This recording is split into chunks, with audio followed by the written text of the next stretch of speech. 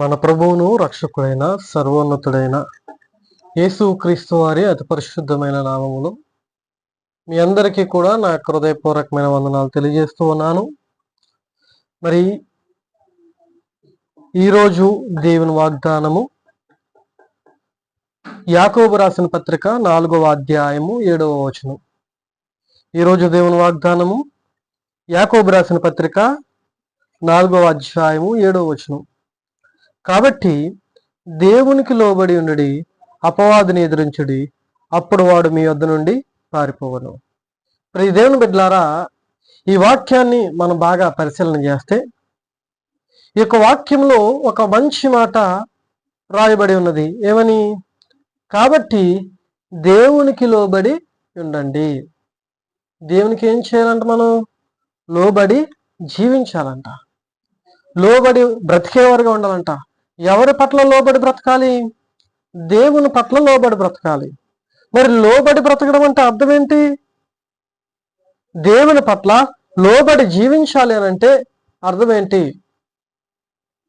ఈరోజు చాలా మంది దేవునికి లోబడి జీవించడం అంటే ఏమనుకుంటున్నారంటే ఆదివారం ఆరాధనకి వెళ్ళడం అనుకుంటున్నారు, అమ్మా ప్రార్థన చేయడం అనుకుంటున్నారు, వాక్యం చదవడం అనుకుంటున్నారు, పాటలు పాడడం అనుకుంటున్నారు.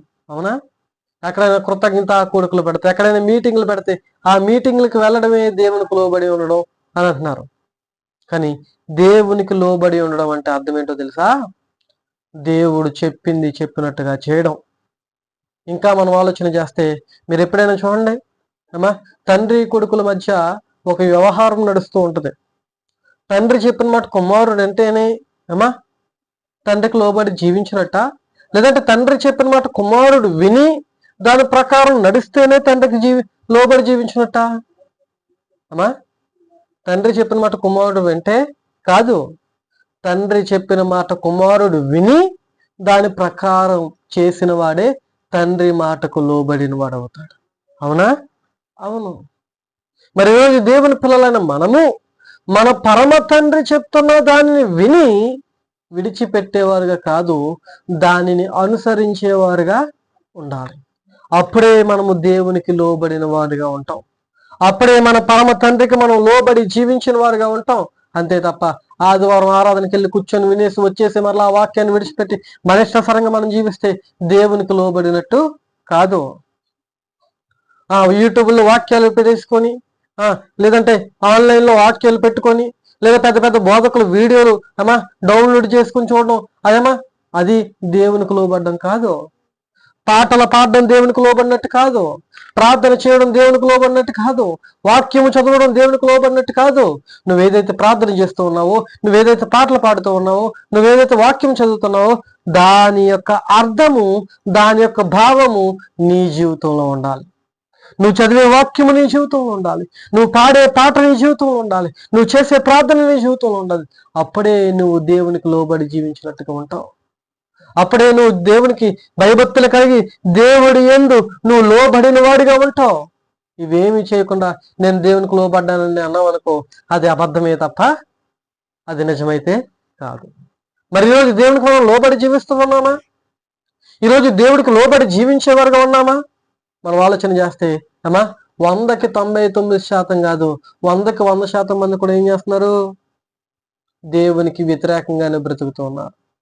దేవునికి వ్యతిరేకంగానే బ్రతుకుతున్నారు. ఎందుకంటే దేవుడు చెప్పింది ఒకటి కూడా చేస్తలేదండి. ఎవరు చేసేవారుగా ఉన్నారా? లేదు. దేవుడు చెప్పింది విడిచిపెట్టి వారికి నచ్చింది వారు చేసుకుంటూ వెళ్ళిపోతున్నారు తప్ప దేవునికి నచ్చింది ఎవరు కూడా చేసేవారుగా లేరు. అవునా కాదా? అవును. దేవుడు ఏం చెప్పాడు? నిన్ను వలె నీ పొరుగు వారిని ప్రేమించన్నారు. ప్రేమిస్తున్నాడా ఎవరైనా? ఎవరో ప్రేమించట్లే ఎవరు ప్రేమించట్లే. మన ప్రేమ అంటే మరలా అనుకుంటాం ఇహలోక ప్రేమని. ఇహలోక ప్రేమ కాదమ్మా, సహోదర ప్రేమ కలిగి ఉండమన్నాడు దేవుడు. ఏ ప్రేమ? సహోదర ప్రేమ. మరి కలిగి ఉంటున్నామా? దేవుడేమో అసూయను విడిచిపెట్టు అన్నాడు, మరి విడిచిపెడుతున్నామా? దేవుడేమో ద్వేషాన్ని విడిచిపెట్టు అన్నాడు, విడిచిపెడుతున్నామా? కోపాన్ని విడిచిపెట్టు అన్నాడు, కోపాన్ని విడిచిపెడుతున్నామా? నీలో ఉన్న పాపాన్ని విడిచిపెట్టు అన్నాడు, విడిచిపెడుతున్నామా? నీలో ఉన్న భేదాలను విడిచిపెట్టు అన్నాడు, శరీర కార్యాలను విడిచిపెట్టు అన్నాడు, మరి విడిచిపెడుతున్నామా? లేదు. మరి అలాంటప్పుడు మనం దేవునికి లోబడి జీవించే వరకు ఉన్నామా? లేనట్టే కదా, లేనట్టే. అవునా కాదా? అవును. ప్రియ దేవుని బిడ్డలారా, ఈరోజు దేవునికి లోబడకుండా దేవునికి వ్యతిరేకంగా బ్రతుకుతున్నామేమో జాగ్రత్త. ఎందుకంటే బైబిల్లో ఒక చక్కటి వ్యక్తి గురించి దేవుడు రాశాడు. దేవుడు మాట విని దేవుడు మాటకు లోబడకుండా తమకు నచ్చింది తాము చేసుకుంటూ వెళ్ళిపోయాడు. అలా చేసుకుంటూ వెళ్ళిపోయినకి అలా చేసుకుంటూ వెళ్ళిపోయిన ఆ యొక్క వ్యక్తికి దేవుడు తగిన పరిష్కారం అనేది, తగిన ప్రతిఫలం అనేది తన జీవితంలో చూపించాడు. ఎవరా వ్యక్తి మనం ఆలోచన చేస్తే ఎవరో కాదండి, ఇశ్రాయేలీయులు నడిపించిన మొట్టమొదటి రాజు, ఇశ్రాయేలును పరిపాలించిన మొట్టమొదటి రాజు ఆయన ఎవరు? సౌలు గారు. ఎవరమ్మా? సౌలు గారు. ఈయన బహు సౌందర్యవంతుడు. ఎవరో? సౌలు గారు. బహు అందగాడు. ఎవరో? సౌలు గారు. అమ్మా, ఇంత అందగాడైన, ఇంత సౌందర్య గలవాడైన, ఇంత బలవంతుడైన సౌలుకి దేవుడు కానుక సమయంలో రాజుగా ఉండడానికి అర్హత ఇచ్చాడు, రాజుగా ఉండడానికి అవకాశం ఇచ్చాడు. ఎవరో? దేవుడు. ఆ ఇస్తే ఆ యొక్క రాజుగా కొన్ని సంవత్సరాలు పరిపాలించాడు. పరిపాలించిన తర్వాత ఒకానొక సమయంలో దేవుడు అన్నాడు, ఇదిగో అబ్బాయి, మేము ఒక శత్రువులు మిమ్మల్ని ఏం చేశారు? మిమ్మల్ని బాధ పెట్టారు కదా, అదే శత్రువుల్ని మరలా మీ చేతికి ఇస్తాను. మీరేం చేయాలి తెలుసా? కనికరము లేకుండా మొత్తం అందరిని కూడా నాశనం చేసే అని దేవుడు చెప్పాడు. చదువుదాం మాట ఎక్కడ ఉందో అమ్మా, మరలా నేను సొంతంగా చెప్తామంటారు. చదువుదాం, చూడండి. సమూయేలు మొదటి గ్రంథము 15వ అధ్యాయము 1 నుంచి 10 వచనాలు మనం గమనిస్తే అక్కడ దేవుడు సౌలుతో చెప్పిన విధానం అక్కడ రాయబడి ఉంటుంది. చూడండి, సమూయేలు మొదటి గ్రంథము 15వ అధ్యాయము 1వ వచనం. ఒకానొక దినమున సమూయేలు సౌలును పిలిచి, యెహోవా ఇశ్రాయేలుకు తమ జనుల మీద నిన్ను రాజుగా అభిషేకించుటకై నన్ను పంపెను అంటే, చూడండి ఇక్కడ సౌలు ఏం చేస్తున్నాడు? సమూయేలు మాట వింటూ ఉన్నాడు. ఏటా మాట తెలుసా? ఇదిగో సౌలు, నిన్ను ఇశ్రాయేలు మీద రాజుగా ఉండడానికి దేవుడు నిన్ను అభిషేకము చేశాడు. ఏం చేశాడంట దేవుడు? అభిషేకము. నిన్ను నిర్ణయించాడు రాజుగా ఉండడానికి, నీకు అర్హత ఇచ్చాడు రాజుగా ఉండడానికి, నిన్ను అభిషేకించుటకై నన్ను పంపాడు. ఎవరో? దేవుడు. ఎవరు పంపాడు? సమూయేలును పంపాడు. అదే సమూయేలు వచ్చి ఎవరికి చెప్తున్నారు? సౌలుకు చెప్తూ ఉన్నాడు. సౌలుకు చెప్పిన తర్వాత ఏమైందంట? చదవండి. పంపెను, యెహోవా మాట వినుము, సైన్యములకు అధిపతి యెహోవా సెలవిచ్చినది ఏమనగా, అమాలేకీలు ఇశ్రాయేలుకు చేసినది నాకు జ్ఞాపకమే. వారు ఐగుప్తులో నుండి రాగానే అమాలేకీలు వారికి విరోధులైన మార్గమునందు వారి మీదకు వచ్చారు కదా, కాబట్టి నీవు పోయి కనికరింపక అమాలేకీలను హతము చేయుచు, పురుషులేమి, స్త్రీలేమి, బాలులనేమి, పసిపిల్లలనేమి, ఎద్దులనేమి, గొర్రెలనేమి, ఒంటెలనేమి, గార్ధబములనేమి అన్నిటినీ హతము చేసి వారికి కలిగినదంతయు బొత్తిగా పాడు చేసి అమాలేకీలను నిర్మూలము చేయమని చెప్పెను. అమ్మా, ఎవరు చెప్తున్నారు ఈ మాట? సమూయేలు. ఎవరితో చెప్తున్నాడు? సౌలుతో. ఇంతకీ మాట ఎవరు చెప్పమన్నారు? దేవుడు చెప్పమన్నారు. అంటే ఇప్పుడు దేవుడు సమూయేలు ద్వారా సౌలుతో మాట్లాడుతూ ఉన్నారు. ఎవరో? దేవుడు. ఎవరి ద్వారా? సమూయేలు ద్వారా. ఎవరితో మాట్లాడుతున్నారు? సౌలుతో మాట్లాడుతూ ఉన్నారు. ఏమని? ఇదిగో అమాలేకీలు అనే జనాంగం తెలుసు కదా, ఆ జనాంగము ఇశ్రాయేలుకు చేసింది నాకేముంది? జ్ఞాపకం ఉంది. నేను ఆ విషయాన్ని మర్చిపోలేదు. ఆ విషయం నాకు జ్ఞాపకం ఉంది. అయితే ఇప్పుడు అదే అమాలేకీల మీద మీకు పగ తీర్చుకోవడానికి అవకాశం ఇస్తూ ఉన్నాను. అయితే ఏం చేయండి? ఆ అమాలేకీలందరినీ కూడా మీరు హతము చేసేయండి. ఆ అమాలేకీలందరినీ కూడా మీరు నాశనము చేసేయండి. స్త్రీలేమి, పురుషులేమి, బాలులేమి, పసిపిల్లలేమి, గార్ధబములేమి, మొత్తం అన్నిటినీ నాశనము చేసేసి ఆ పట్టణమును పాడు చేసేసి ఆ పట్టణాన్ని నాశనము చేసేసి వచ్చేయండి అని దేవుడు సమూయేలు ద్వారా సౌలుకు సెలవిస్తూ ఉన్నాడు. అయితే ఏం చేశాడు సౌలు? ఏం చేశాడు మరి? దేవుడి మాట వినాలా వద్దా? చెప్పాలి. దేవుడి మాట విన్నాడా లేదా? దేవుడి మాట విన్నాడు. ఏమని? ఇదిగో సౌలు, నీకేం చేస్తాను? అమాలేకీలను నీ చేతికి అప్పగిస్తాను, అమాలేకీలను నువ్వేం చేయి? బొత్తిగా పాడు చేయి అని దేవుని మాట సౌలు విన్నాడు. వింటే సరిపోద్దా? విన్నదాన్ని పాటిస్తే సరిపోద్దా? వింటే సరిపోదు, విన్నదాన్ని పాటిస్తేనే సరిపోద్ది. మరి సౌలు ఏం చేశాడు? విన్నాడా? విని పాటించాడా? విన్నాడు, విని వదిలేశాడు. అందుకని ఏమైంది తెలుసా అమ్మా? దేవుడు చెప్పిన దానికి వ్యతిరేకంగా చేశాడు. ఏమని? అందరిని చంపేశాడంట, రాజును కూడా చంపేశాడంట. రాజును కూడా చంపేసి ఏం చేశాడు తెలుసా? చదవండి 7వ వచనం. అదే 15వ అధ్యాయము అమ్మా, అదే 15వ అధ్యాయము 7వ వచనం. తరువాత సౌలు అమాలేకీలను హవీల నుండి ఐగుప్తు దేశ మార్గములున్న షూరు వరకు తరిమి హతము చేసి అమాలేకీల రాజైన అగగును ప్రాణముతో పట్టుకుని జనులందరినీ కత్తి చేత నిర్మూలము చేసెను. సౌలును జనులను కూడి అగగును అమ్మా ఏం చేశారంట? మొత్తం అంతా హతం చేస్తారంట. మొత్తం అంతా జనులందరినీ పట్టుకొని హతము చేస్తారంట. రాజు కూడా దొరికేశాడంట. ఎవరి చేతికి? సౌలు చేతికి. దొరికేస్తే ఏం చేశాడంట? 9వ వచనం. సౌలును జనులను కూడి అగగును గొర్రెలలోను జడ్లలోను క్రొవ్విన గొర్రె పిల్లలను మొదలైన వాటిలో మంచి వాటిని నిర్మూలము చేయక కడగా నుంచి పనికి రాని నీచ పశువులన్నిటినీ నిర్మూలము చేసిరి. అమ్మా, దేవుడు ఏం చెప్పాడు? మంచివన్నిటిని తీసేసి చెడ్డ వాటిని నిర్మూలన చేసి అన్నాడా? మంచివన్నీ తీసేసి మంచివన్నీ పక్కకు పెట్టి చెడు అన్నీ కూడా నీచ పశువులన్నీ కూడా నువ్వు బలిచ్చే, నువ్వు హతము చేసి అన్నాడా? సౌలుతో ఏమన్నాడు? అన్నిటిని కూడా హతము చేసేమన్నాడు. కాళ్ళతో చదవండి ఏమన్నాడు? 3వ వచనం, 15వ అధ్యాయం 3వ వచనం. కాబట్టి నీవు పోయి కనికరింపగా అమాలేకీలను హతము చేయొచ్చు. పురుషులేమి, స్త్రీలేమి, బాలురనేమి, పసిపిల్లలనేమి, ఎద్దులనేమి, గొర్రెలనేమి, ఒంటెలనేమి, గార్ధబములనేమి అన్నిటినీ హతము చేసి వారికి కలిగినదంతయు బొత్తిగా పాడు చేసి అమాలేకీలను నిర్మూలము చేయమని చెప్పాను. ఏం చేయమన్నాడమ్మా? అమాలేకీలను నిర్మూలము చేయండి, ఆ పట్టణాన్నంతా పాడు చేయండి. గొర్రెలేమి, గాడిదలేమి, గార్ధబొమ్మలేమి, ఒంటెలేమి ప్రతి దానిని కూడా మీరు ఏం చేసేయండి? పాడు చేసేయండి. అంతే తప్ప మంచివి తీసి పక్కన పెట్టండి అని చెప్పాలి. కానీ నేనేం చేశాడు? సౌలు గారు మంచివి తీసి పక్కన పెట్టాడంట. ఏం చేశాడమ్మా? మంచివి తీసి పక్కన పెట్టాడు. అంటే ఇప్పుడు దేవుడి మాటకు లోబడినట్ట, లోబడనట్ట?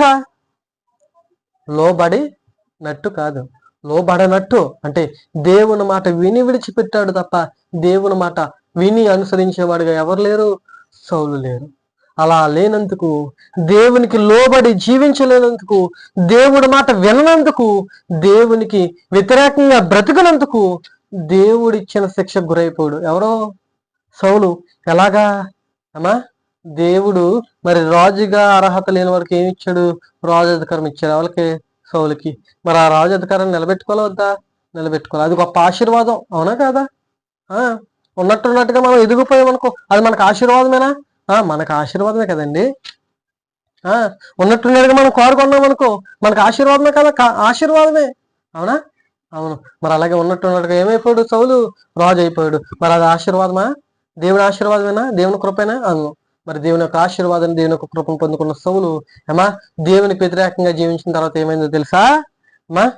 దేవునికి వ్యతిరేకంగా జీవించిన తర్వాత ఏమైందో తెలుసా? దేవుడిచ్చిన ఆశీర్వాదాన్ని మరలా దేవుడు వెనక్కి తీసేసుకున్నాడు. ఏం చేశాడు దేవుడు?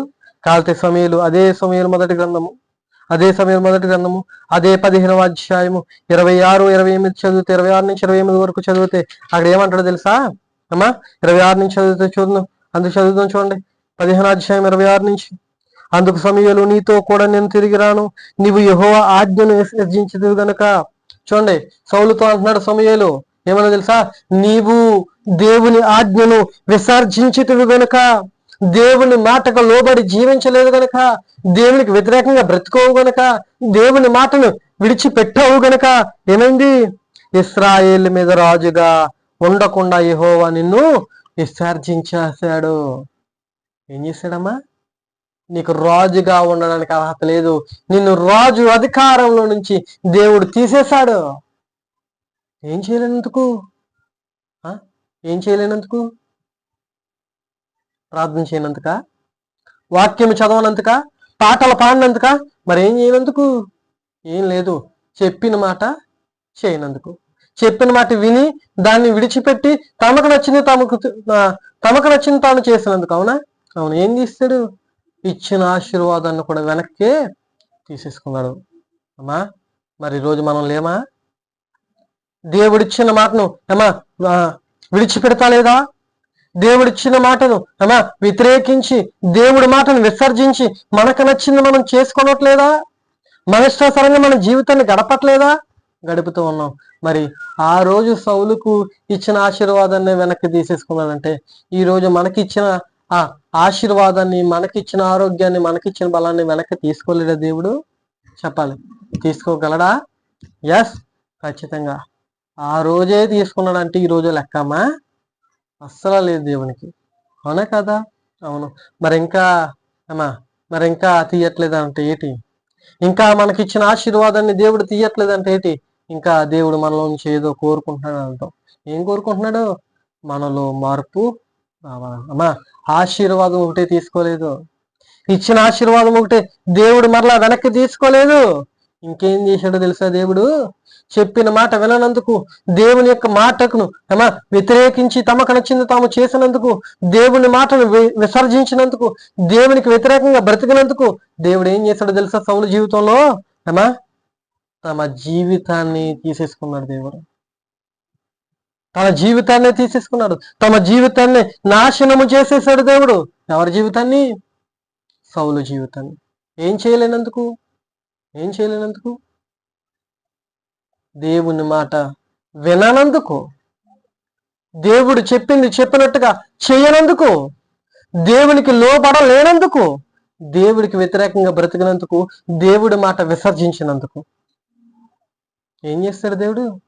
తమ జీవితాన్ని నాశనం చేస్తాడు. అక్కడ సమయంలో మొదటి సమయంలో 31వ అధ్యాయం మొదటి నుంచి 7 వచనాలు చదివితే అక్కడ తన చేతులారా తానే పొడుచుకొని చచ్చిపోయాడు అంట మహానుభావుడు. ఎలా చచ్చిపోయాడు తెలుసా? భయముతో చచ్చిపోయాడు. దేంతో చచ్చిపోయాడు? భయముతో చచ్చిపోయాడు. ఎవరో? సౌలు. అమ్మా, ఆ రోజు సౌలేనా?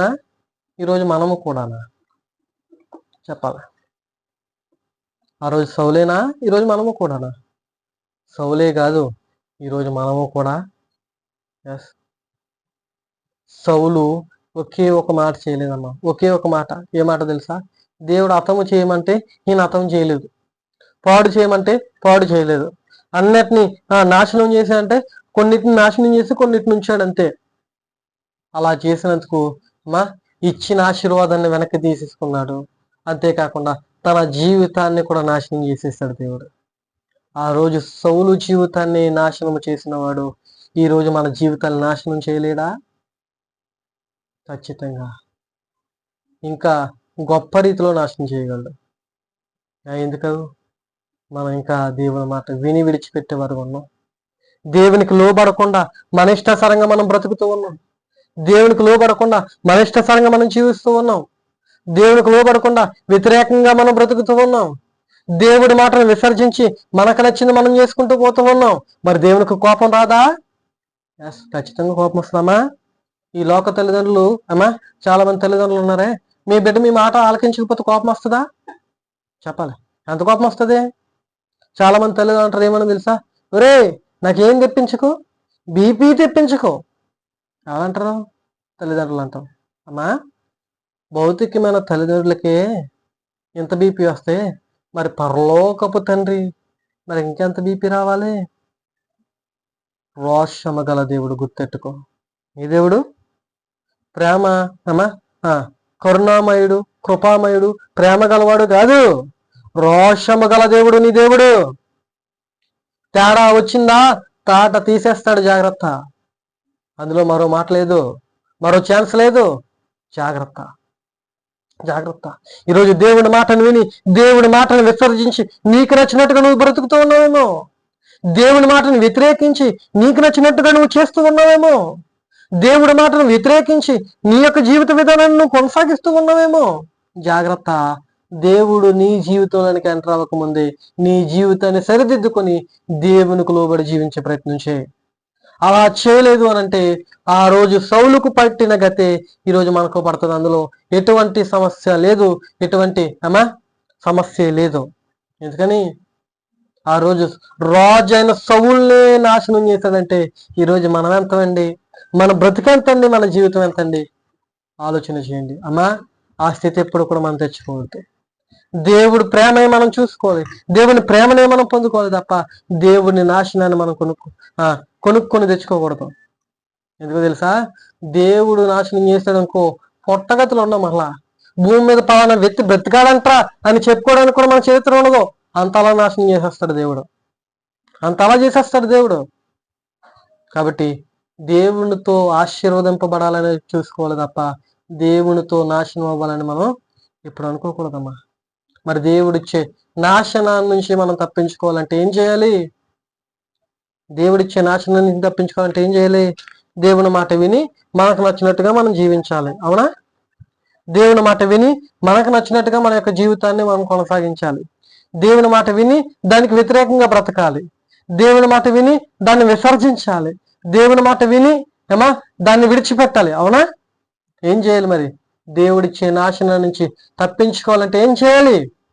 దేవుడి మాట విని దేవుడికి చెప్పినట్టుగా మనం బ్రతికి దేవుడిచ్చే ఆశీర్వాదాన్ని పొందుకోవాలి. అప్పుడే మనం దేవుడిచ్చే నాశనాన్ని మనం ఏమవుతాం? దూరం అవుతాం. లేదు దేవుని మాట వింటాను కానీ నాకు నచ్చినట్టుగా నేను బ్రతుకుతాను, దేవుని మాట వింటాను కానీ దాన్ని విడిచిపెడతాను, దేవుని మాట వింటాను కానీ దాని ప్రకారం నేను చేయను అన్నావు అనుకో, నీ నాశనాన్ని నీవే నీ చేతులారా కొని తెచ్చుకున్నవాడుగా అవుతావు. కాబట్టి దేవునికి లోబడి జీవించే ప్రయత్నం చేద్దాం. దేవుడికి లోబడి అనేకమైన ఆయన ఇచ్చే ఆశీర్వాదాలు మనమందరం పొందుకునేవారుగా ఉండాలని కోరుకుంటూ నాకు కొద్ది మాటలు ముగిస్తున్నాను. శ్రద్ధగా ఓపికతో మీ అందరికీ కూడా నాకు హృదయపూర్వకమైన వందనాలు తెలియజేస్తున్నాను. వెనుకలు ఈ మాటలను మిమ్మల్ని దేవుడు దీవించి ఆశీర్వదించి బలపరచును గాక. Amen. God bless you. God be with you.